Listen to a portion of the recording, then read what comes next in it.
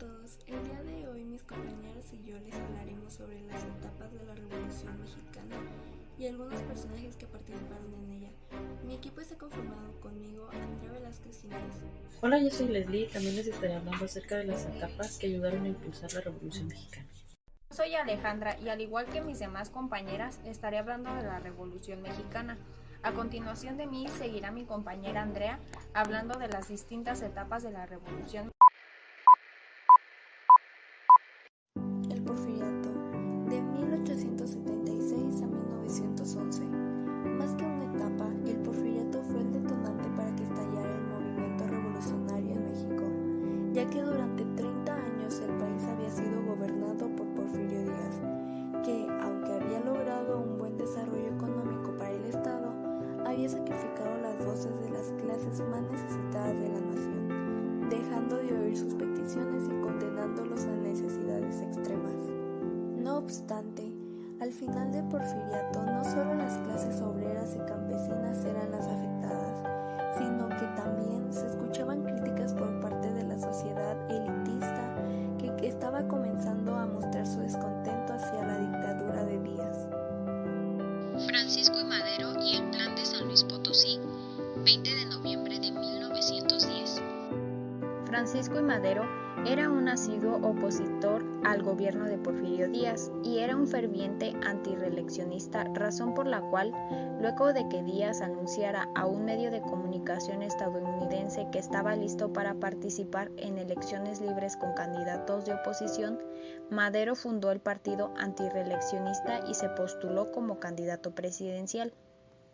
Don Porfirio, al ver que la popularidad de Madero cada vez era mayor, decidió mandar a encarcelarlo en San Luis de Potosí, acusándolo de traición a la patria.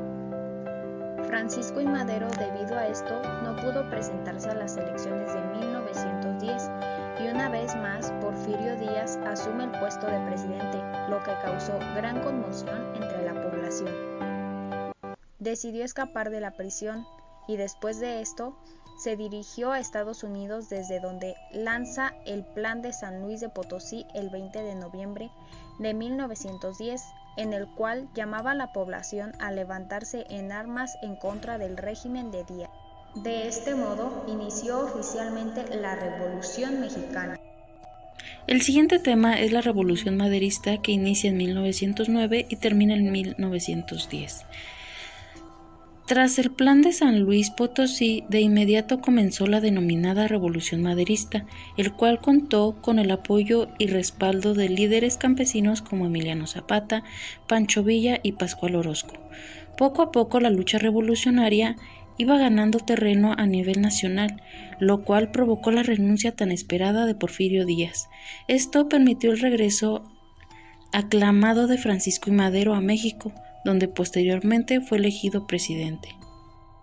El gobierno de Francisco I. Madero, de noviembre de 1911 a febrero de 1913. Después de tantas luchas, el gobierno de Madero no fue lo esperado y solo duró un poco más de un año, pues le faltó carácter en sus decisiones. Además, se alió con exporfiristas como por ejemplo Victoriano Huerta, lo que no era del agrado de muchos revolucionarios. Por otro lado, Emiliano Zapata acusaba a Madero de traición, pues consideraba que no había cumplido con las reformas agrarias que exigían los campesinos. Entonces lanzó el Plan de Ayala para desconocerlo como presidente. Poco tiempo después, Pascual Orozco también le quita el apoyo a Madero y se rebela en su contra. Lo peor llegó cuando el general exporfirista Victoriano Huerta le dio un golpe de estado a Madero, denominado la Decena Trágica, del cual Francisco I. Madero no salió con vida. El régimen de Victoriano Huerta. Victoriano Huerta, quien estaba ansioso de poder, llegó a la presidencia tras traicionar a Madero. Entonces, entre sus primeras acciones, disolvió el Congreso y se encargó de eliminar a la mayor parte de sus opositores.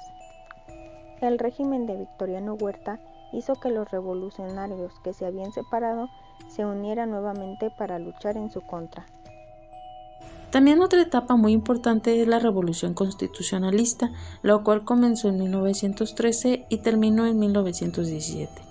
Esta revolución estaba a cargo de Venustiano Carranza, cuyo objetivo primordial era rescatar el hilo constitucional de la nación y recuperar el orden democrático, y para lograr esto era necesario vencer a Victoriano Huerta. Carranza contó con el apoyo de Zapata, Villa, Obregón, entre otros líderes revolucionarios, quienes lograron avanzar, logrando obligar a Huerta a renunciar el 15 de julio de 1914. La Convención de Aguascalientes, del 10 de octubre hasta el 9 de noviembre de 1914. Luego de la caída de Victoriano Huerta, una vez más comenzaron los conflictos internos dentro de la revolución, lo que llevó a Zapata a enfrentarse con Carranza y Obregón. Entonces, para intentar mediar, Carranza convocó a la Convención de Aguascalientes, pero lo único que consiguió fue generar más ásperas, y entonces Carranza no solo se enfrentaría a Zapata, sino también a Villa, quienes organizaron su propio gobierno. La guerra interna entre los revolucionarios duró hasta 1916, saliendo victorioso Carranza, quien los había derrotado en el campo de batalla. Congreso Constituyente de 1917. Finalizada la guerra entre revolucionarios, en 1917 Victoriano Carranza convocó a un Congreso Constituyente, del cual salió la promulgación, la Constitución de 1917. Y además, poco después, fue electo como presidente de México. Mientras tanto, Emiliano Zapata y Pancho Villa seguían oponiéndose a Carranza, por lo que el conflicto entre ellos continuaría. También otra etapa muy importante es la Revolución Constitucionalista, la cual comenzó en 1913 y terminó en 1917. Esta revolución estaba a cargo de Venustiano Carranza, cuyo objetivo primordial era rescatar el hilo constitucional de la nación y recuperar el orden democrático, y para lograr esto era necesario vencer a Victoriano Huerta. Carranza contó con el apoyo de Zapata, Villa, Obregón, entre otros líderes revolucionarios, quienes lograron avanzar, logrando obligar a Huerta a renunciar el 15 de julio de 1914.